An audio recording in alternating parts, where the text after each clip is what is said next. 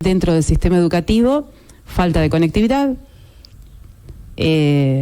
falta de dispositivos y chicos que abandonan porque deben ingresar al mundo del trabajo o han ingresado al mundo del trabajo, trabajo precarizado.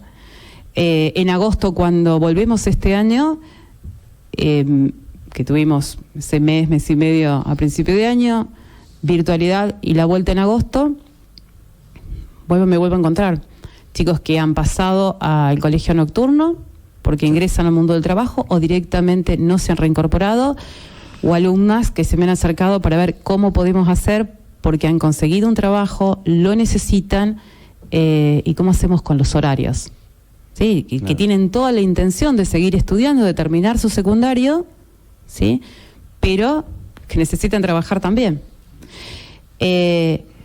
Y leyendo, justamente teniendo en cuenta el diario, y uno lo viene recabando desde con anterioridad también, que se exige el secundario para ser mozo. ¿Sí? Yo tengo 47. Decía, bueno, estudiar, hacer el secundario, ¿para qué? Era para, aunque sea entrar a una oficina. Trabajo. Entrar a una oficina. No me gustaría mucho a mí en particular, pero bueno, uno suponía. Limpito, claro, está siempre, limpito. ¿No? Era, hoy es para repositor en un supermercado, para ir a lavar lavavajilla, para mozo. Y es un planteo, porque decir, entonces, ¿cuál es la mirada de futuro de estos chicos? ¿Sí? ¿Qué es lo que tienen que estudiar? ¿Qué es lo que tienen que hacer? Si un secundario es para este trabajo, y si quiero algo mejor, entonces ¿qué tengo que hacer? Voy a decir, bueno, estudia. ¿Qué vas a estudiar? Estudio docencia. ¿Cuál es el sueldo de un docente? El sueldo básico de un docente está por debajo de la canasta básica. ¿Sí? Es más, están... Y a mí me resulta obsceno, ¿no? Empezás a leer los índices y tenés canasta básica total, canasta básica para no ser pobre, canasta básica para no ser indigente. Claro. Es decir, ¿existe un índice? Sí. Qué tremendo. Tenemos un índice que es canasta básica para no ser indigente. Perdón, Karina. ¿Por qué? Sí, y ahí voy. ¿Por qué? Porque es naturalizar la indigencia. Claro. Si yo tengo una canasta básica para no ser indigente, es porque estoy institucionalizando, naturalizando la indigencia, aceptando que voy a tener una franja de la población como indigente. Vayamos a ver, recién habló de lo local, vayamos a ver cuáles son los sueldos de los municipales. Claro. Desde hace 20 años estamos denunciando lo mismo, van cambiando los gobiernos, cambian de colores, y nosotros desde la agrupación desde hace 20 años estamos planteando lo mismo, vamos afinando el mismo proyecto y vamos planteando lo mismo. El Estado es el primer explotador. El Estado paga al negro. El Estado paga por debajo de la canasta básica. ¿Qué le vas a exigir a un privado? Totalmente. ¿Sí? Y ese... recuerdo cuando recién me vine a vivir a Bolívar en los primeros tiempos que estábamos buscando trabajo y en un lugar que de acá estaban tomando currículums. Voy a llevar un currículum y yo llevé tarde y no pude tener una entrevista. Fue para la Cámara Comercial, de hecho. No pude tener... lo bueno de esta entrega de currículum era que uno tenía una entrevista con una persona encargada, entonces esta persona encargada le decía... tenías un cara a cara, no era que entregabas un currículum frío, ¿no? Yo le entrego un día tarde y ya se habían cansado de hacer entrevistas, habían tenido no sé cuántos... no es que hice un lío, pero dije, necesito justamente eso, ver a la persona, porque uno piensa que tiene capacidades para trabajo, ¿no? Y bueno, y me atendieron y demás. Dice, ¿sabés la cantidad? Pero con orgullo me decía, ¿sabés la cantidad de gente que vino a solicitar estar en esta entidad para trabajar? Yo digo, wow, ¿sabés la cantidad de gente que necesita trabajo? Entonces, claro. Es un problema dentro de la sociedad, la ausencia de trabajo, luego viene también esa precarización y también esta precarización a través de los sueldos, ¿no? Claro. Que es lo que ustedes dicen. ¿Cómo se puede cambiar esto? Y mirá, por un lado, lo que tiene que ver con los trabajadores en blanco es cambiando las direcciones sindicales, definitivamente, armar listas opositoras, pero ahí tenemos un problema que la ley de asociaciones profesionales, creo que se llama, que, perdón, la mayoría de los gremios que están enrolados dentro de CGT armar listas opositoras en su interior es tremendamente dificultosa.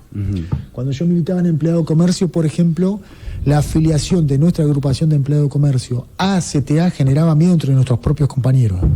ACTA estoy hablando, o sea, no es que estábamos armando una lista opositora a la conducción. A lo que voy es que es todo muy complejo, pero sí o sí lo que hay que hacer, y de forma fuerte y vigorosa, es cambiar las conducciones sindicales, porque si vos tenés una inflación pensada entre el 42 y el 50% anualizada, ¿no? Y tu salario en el año aumentó el 36%, está más que claro que 36, digo, porque más o menos el parámetro que están tirando algunos, salvo sectores como aceiteros que han logrado, o camioneros, creo que también, índice más alto. Pero está claro, como decía hace un ratito, que estás perdiendo plata al bolsillo directamente, no hay mucho más análisis que esto.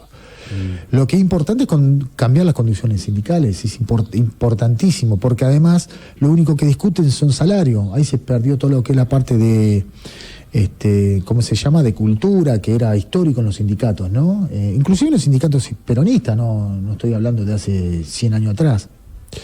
Y solamente barren la cuestión salarial, y mal. Entonces, una parte es esa. Y por otro lado hay que dar vuelta a todo, hay que cambiar todo, ¿no? El sistema de redistribución de la riqueza que hay en Argentina es pésimo, no tengo que tirar ningún índice para darse cuenta cuánto se llevan los grandes empresarios y los grandes pools y cuánto se lleva un trabajador que está en ese lugar. Acá tenemos a Cargill, los trabajadores de Cargill tienen un sueldo relativamente bueno, pero fíjese cuánto se lleva Cargill hacia afuera, porque ni siquiera es una empresa de acá. Y si lo fuera igual, ¿no? Bien. ¿Cómo cambias eso? Y es complicada la respuesta, ¿no? Pero, sí. Complicada no, digo... el proceso quizás. El proceso, claro, porque hay muchos intereses que juegan, hay muchos partidos que tienen que ver con administrar la pobreza, en lo cual, como dice Miki, son profundamente eficaces, digamos. Acá hay partidos que hace 100 años que se pasan de uno a otro. En 1912, volviendo bastante para atrás, está la ley Sáenz Peña, ¿no es cierto? ¿No? En el cual el voto es obligatorio, secreto, bueno. Y es cuando se transparenta bastante o se transparenta las elecciones, el sistema democrático. Sacando los años son 109 años más o menos de esa ley. Sacando los momentos de golpes militares, fueron 3, fíjense que siempre no han gobernado los mismos. Los grandes partidos más en Argentina, que son la UCR y sus coaliciones, y el peronismo y sus coaliciones. Entonces, perdón, entonces uno tiene que reflexionar cómo han administrado todos esos años estos partidos, ¿no? Entonces son muy eficientes en administrar las pobrezas, muy eficientes, lamentablemente, ¿no? Porque volvemos a un principio de la nota, ¿qué futuro le va a dar a los jóvenes cuando tenés una cuadra de cola para entrar a ser un bachero? Es un tema, ¿no? Digo, ¿cuánta industria hay en Bolívar? Sí. ¿Cuánto hay del campo que está profundamente tecnificado, de lo que genera el campo, ¿no? Como materias primas, ¿cuánto de eso se transforma industrialmente en Bolívar? Sí. Nada. Miento, muy poquito. ¿Y cuánto de eso genera trabajo? Bueno, con respecto a eso, hay 2 puntos. Sí. Por ahí con respecto a lo sindical que señalaba Germán, y con respecto a la administración de la pobreza, cómo se gestiona la pobreza. Hay algo que se han dado en los últimos años, lo hemos visto mucho los docentes, el famoso aumento en cuota. El aumento... Y vos te decís, ahora, a mí me aumentan un servicio, un impuesto, no le puedo decir, che, te lo voy a pagar en cuota. Este aumento te lo pago en cuota. No. Vos pagás el aumento del servicio, el aumento del impuesto como una totalidad. Pero nosotros aumentan el 2%, el 3% y te van licuando. Te van licuando el mismo aumento. Entonces, ¿y cómo se utilizan los medios de comunicación para informar? Se les aumentó el 30%, decía el 30%, sí. El 10 ahora, el 7 dentro de un mes... te licuaron el sueldo, claro. Porque la inflación va por encima de esos aumentos. Ese es un punto, ¿no? Y cómo se formulan los medios de comunicación, cómo está el manejo. Dice, le aumentaron el 40%. ya de bolsillo vos lo mirás así, si voy a tener 40% más del sueldo. No, este mes solo el 5%. El resto esperarlo para dentro de 2 meses, y después dentro de 4 otro poquito, y cuando llegamos a fin de año tenés el 40%. Que será dentro de fin de año el menos 10%. Claro, Eso es una. Ahí está Y el otro registro, Claro. y que lo arrastramos ya de finales de, creo que, no sé si no somos los docentes los primeros que nos aplicaron esto, las bonificaciones, que es pago al negro, o un bonito, ¿sí? Nosotros tenemos una bonificación que es el negro, Fonit es del negro, ¿sí? Y por lo tanto también te lo pueden sacar. Claro. Y por lo tanto, como va el negro, no va sobre el docente jubilado, por ejemplo. No va al básico, además, Cari. Claro, no va al básico, claro. No va al docente jubilado. Y el otro tema son los bonos. Los jubilados, bueno, el mes que viene vamos a dar un bono, 5.000 pesos. ¿Cuántas bolsitas de supermercado son? Contémosla, porque para los y las trabajadoras, los que trabajamos, que todos los días contamos en términos de cotidianidad, ¿no? De bolsitas de supermercado, ¿sí? Del servicio que tenemos que pagar. Dieron un bono a los jubilados, 5.000 pesos. Vieron boletas de gas de 11.000 pesos. Claro. Sí, ni para cubrir el gas. Y ahora dicen, no, pero la zona fría, vamos, el mes que viene. Sí. Pero bueno, esperen que el mes que viene ya tenemos el descuento. Lo concreto es que el sujeto tiene que pasar este mes. Ese jubilado no tiene que pasar el mes que viene, tiene que pasar este. Sí. Entonces son formas de ir administrando, ¿sí? Cuando decimos gestionar o administrar la pobreza, estas son las formas. ¿Sí? El famoso bono, y que se ha venido, lo arrastramos de unos cuantos años anteriores. A fin de año te regalamos un bono. Si nos sobra, te damos. Y con los jubilados es muy común eso. Ese es un tema. Bueno, el otro lado, vos decías, bueno, ¿cómo salir eso desde un lugar más chiquito, más local, desde Bolívar? Nosotros particularmente tenemos un proyecto para presentar en el Consejo Deliberante, que lo venimos arrastrando también desde nuestros comienzos, pensar en unidades productivas, con la posibilidad de generar trabajo genuino a través del municipio, por supuesto, ¿sí? Con manejo de los trabajadores. Bien, eso sería que se impacte, digamos, dentro de la economía local y la economía real, que sería la de los ciudadanos más que nada que viven en esta ciudad, porque, valga la redundancia, pero por ahí lo que uno siempre ve en los medios de comunicación son generalmente aumentos o tomas de decisiones en las cuales se termina todo licuando y no se ve algo que en Bolívar, por ejemplo, se note la diferencia en una gestión, me parece a mí. Esa percepción no la tenemos, y quizás esto sería, pero también sería un cambio progresivo, ¿no? Tendría que ser progresivo lo que están proponiendo. Lo de las unidades productivas. Sí, lo de las unidades productivas. Tiene que ser. No sé si progresivo, lo importante es que puede llegar a ser establecido, digamos, rápidamente. Bien. Porque no es mucho el costo. Primero, después los trabajadores además vos tenés que aumentar el salario a través de esas mismas unidades productivas, podés incorporar más trabajadores, y por otro lado los predios predios de la municipalidad hay varios lugares. La otra vez mencionábamos lo del viejo predio del Matadero, es un predio que tiene varias hectáreas, muy cerca ahí de la planta recicladora. Entonces eso se puede hacer rápidamente, lo que hay que hacer es sacar los costos, afinarlos y armar los equipos de trabajo, ¿no? Que eleve los salarios de los trabajadores y por otro lado brinde al resto de los sectores populares que la están pasando mal productos de buena calidad y a bajo costo, sobre todo de buena calidad, ¿no? Y insistimos con el bajo costo, se puede hacer. También lo que pasa es que si uno hace eso también rompen con un montón de redes que andan dando vuelta. Bueno, es una cuestión de decisión política. Si el municipio tiene la decisión política firme de afrontar esa situación, de afrontar las unidades productivas municipales, se puede hacer en corto plazo, no a largo plazo. No, en corto plazo, porque tenés todo para hacerlo, digamos. No ya están las herramientas. Sí, porque además no es, por supuesto, por ahí en alguna de las unidades que nosotros planteamos tiene un grado de tecnificación más complejo, de mayor calidad de tecnificación de mano de obra, obviamente. Pero si está la decisión política, eso se puede hacer y rápidamente. Es una cuestión de decisión. ¿Por qué? Porque vos fíjate una cosa. Si en la municipalidad, en este caso de Bolívar, el sector más dinámico, inclusive que lleva una candidata a concejal, y esto no es una cuestión personal, es una cuestión de análisis político, el sector más dinámico es, ¿cómo se llama?, bienestar social, estamos en problema. Digamos, ¿me entendés? Está bien que lo haga la municipalidad, pero no lo soluciona. Tiene que asistir a los sectores populares, por supuesto, pero no soluciona, y hoy por hoy es uno de los sectores más dinámicos de la municipalidad. Entonces, ¿qué pasa en producción? ¿Qué pasa en los otros sectores? ¿Se entiende? Nosotros insistimos, tiene que haber sectores de producción que generen mano de obra, pero trabajadores con calidad, que tengan buenos salarios.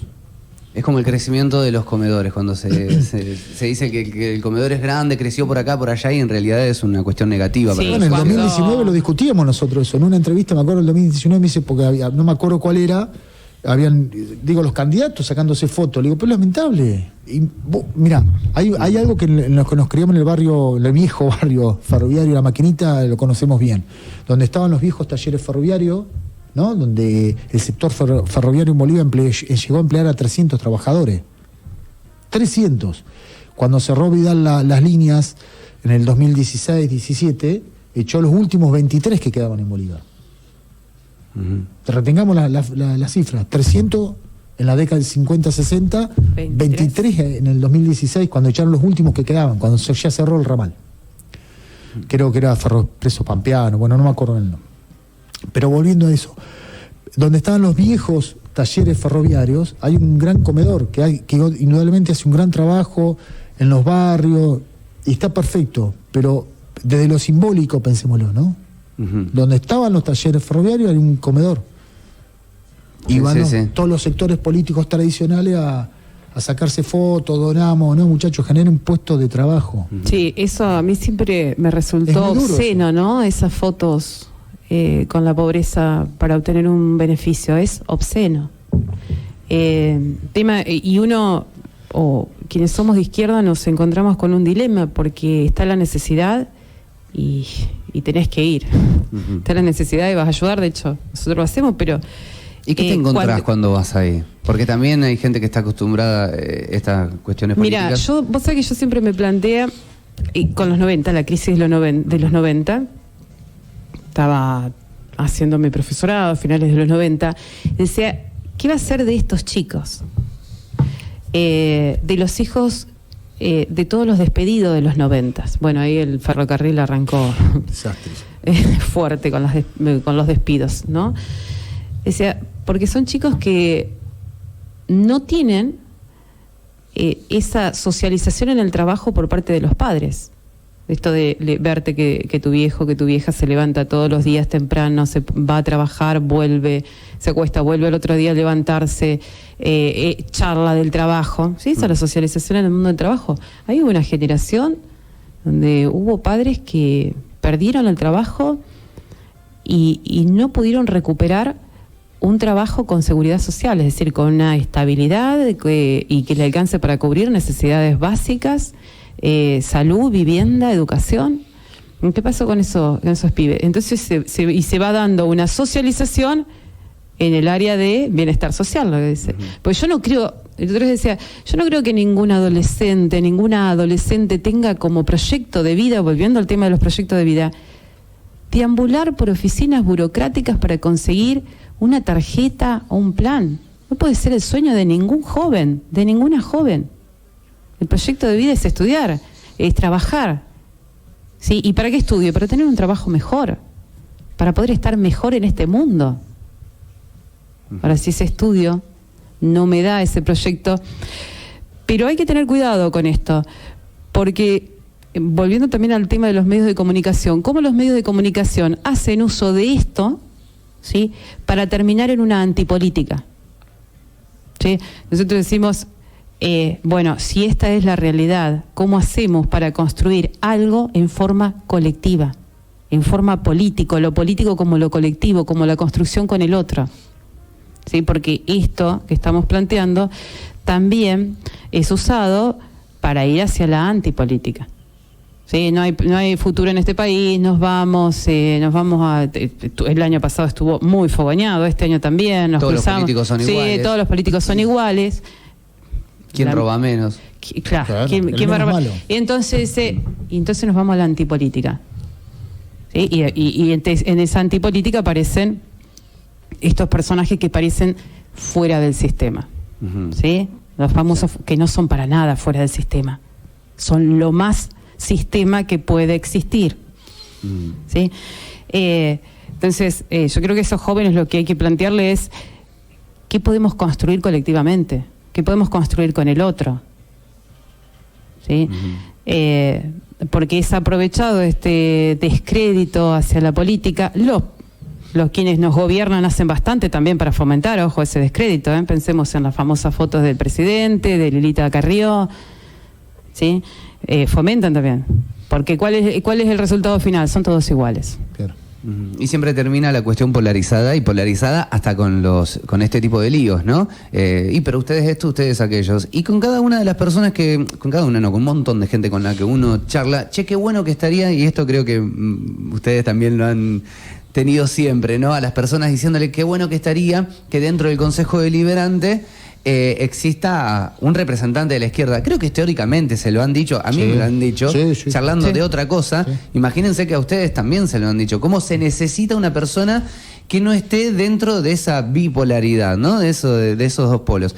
También hay otras alternativas, pero creo que la izquierda vendría a ser una alternativa ideológica cual no tiene el Consejo Deliberante.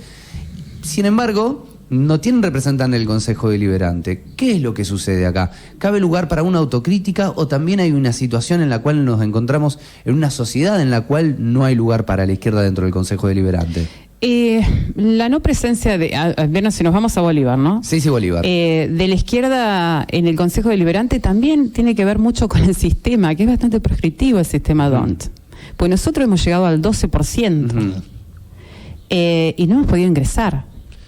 Y es más, yo me estaba acordando, en el 17, que quedaron, y creo que sobre 6.000 votos, más o menos 6.000 votos, que no fueron votos en blanco, 6.000 personas que votaron positivamente. En el 17 nosotros 2.200 votos, otras fuerzas sacaron 2.000, 1.000 y pico, pero eran en la sumatoria aproximadamente 6.000 ciudadanos bolivarienses que votaron positivamente y no tienen representación en el Consejo Deliberante. Es mucho. Bien. Nosotros hemos llegado al 12% en el 2001, en el 2009, en el 2017.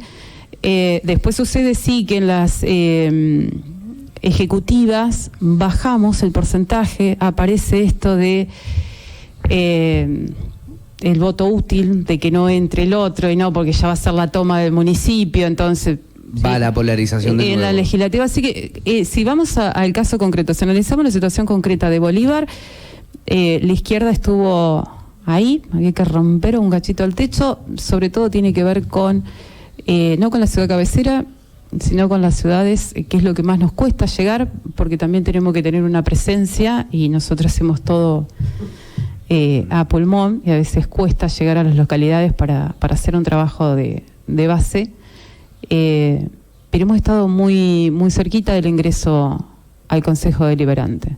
Sí, porque vos charlas con la gente y personas que son afines a un partido político te dicen que estaría muy bueno que la izquierda tenga su representación dentro de una banca en el Consejo Deliberante.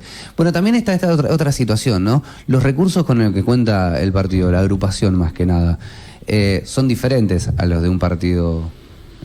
Sí, nosotros de Juntos, de Todos, por ejemplo, y para llegar a los pueblos acá, trayéndolo a una perspectiva directamente de Bolívar, llegar a los pueblos también se hace difícil para viajar, para tener presencia.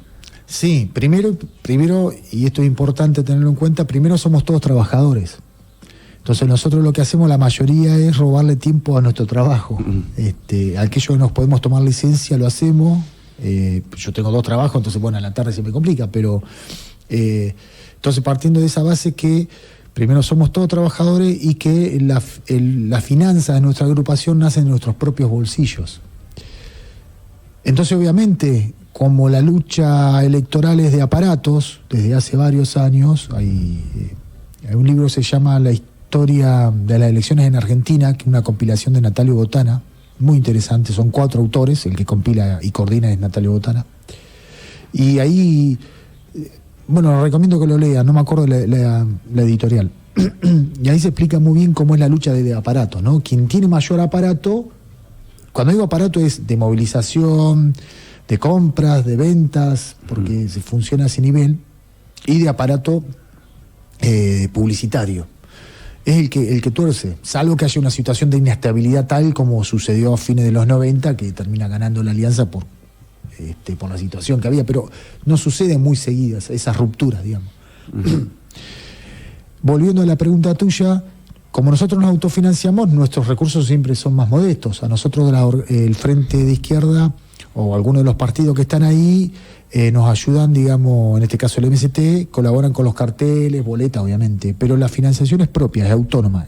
No contamos con, ni queremos tampoco, con ningún aporte de empresa o lo que fuere.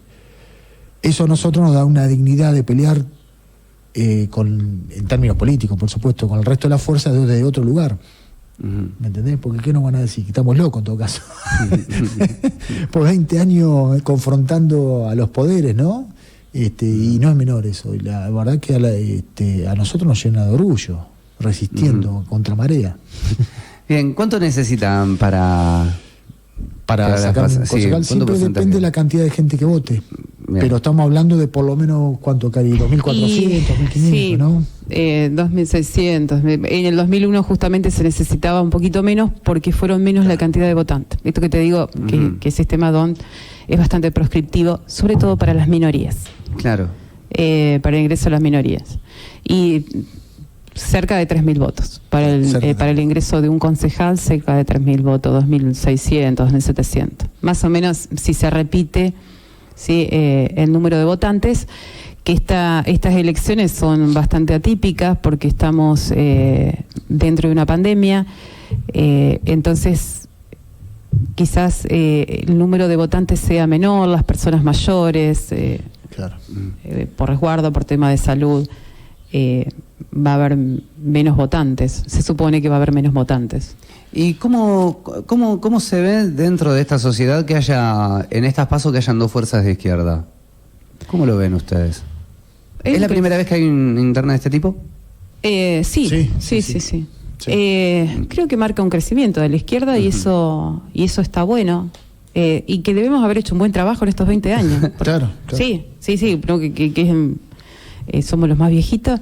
Que debemos haber hecho un buen trabajo y está bueno que haya un crecimiento. Después de las PASO trabajaremos juntos y el desafío es crecer. De hecho, por eso nosotros somos una agrupación que es independiente, que construimos izquierda desde Bolívar, autónomos, y nos sumamos ya en el 2019 al frente porque es necesario crear una alternativa de izquierda.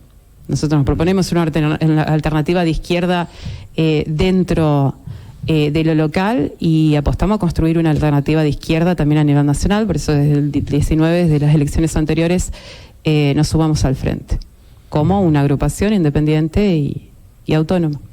Perfecto, bueno, también vamos a invitar a Marisola que venga, ¿no? Marisola que se quede. Se va a quedar. Esto, a Poli, a Celia también, y me encantaría charlar con el Tano Lioca, si les parece, en estos días, porque tienen eso de, la agrupación tiene eso, ¿no? De la militancia de gente como el Tano que acá lo conoce. Yo el otro día decía, bueno, la agrupación tiene los sub 60, claro. los sub 50, ahí estaríamos con Germán, ¿no? Claro. Los sub 30, que viene Germán, Poli, Celia. Los sub 40 y los sub 30 con Mica, que es la que nos está dando la mano. Nos ha sumado esto de las redes porque... Qué empuje que es la juventud, en cualquier lugar que venga, ¿no? Da oxigenación y además da una fuerza de empuje que es única. Sí. Porque la juventud tampoco es una entelequia. No. Como la libertad, ¿viste? Que son entelequia de ser... No. A veces cuando decimos los jóvenes, ¿sí? ¿De qué jóvenes me estás hablando? Porque el joven que tiene que salir a trabajar, ¿viste? Dice, los jóvenes se derechizaron. Sí, hay un sector de derecha en esta sociedad y lo sabemos y en términos históricos. Pero es ese joven que le toca salir a laburar, que tiene que traer la plata para comer, que tiene que ir a buscar la plata para comer el plato de comida del día a día. Hay muchas juventudes, ¿sí? La juventud tiene una fuerza Pero mi viejo decía, cuando decíamos son viejos, viejos son los trapos, la juventud también es un espíritu. Claro. Pero bueno, lo que pasa es que, claro, físicamente por ahí la juventud tiene el físico, eso sí, toda la fuerza física, pero la juventud es un espíritu. Y sí, los jóvenes tienen también esa potencia, ¿no? Y de generar cosas nuevas, ¿no? Claro. Ahora me encuentro con Mica enseñándonos algunas cosas de las redes y nos pone una serie de palabras, a veces, bueno, contanos qué es, porque... Sí, claro. Subí, ¿cómo era que decías? Un reel, no sé, un reel de pescar. El reel, ¿qué es? Claro, el Tano, yo tengo uno. Yo voy a pescar. Así que el Tano ya está en los 60, es el histórico de... Sí. Junto a Adriana, Miki. Bueno, yo también estoy, pero éramos más chiquitos nosotros. Claro, éramos más chicos nosotros. Sos joven, Cari, sos joven. Por supuesto. Ger, primero que nada, gracias por haber venido. Me encanta charlar con ustedes. Ger, ¿cómo vas con el libro? ¿Vas a hacer una segunda tirada del libro? Te quiero preguntar eso. Sí, hoy sí. Hoy justo fui a la imprenta, así que ya está rumbo a las máquinas, digamos. Así que sí.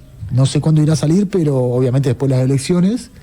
Y queda la presentación. Pero tan de moda que estuvo a hacer campaña con un libro. No. Lo hizo Cristina, lo hizo Mauricio. No. Lo hizo María Eugenia. Pero tenía que escribir sobre él en este caso. Claro. ¿Qué querés que escriba? Nada. ¿Cómo me rompí los dedos? No.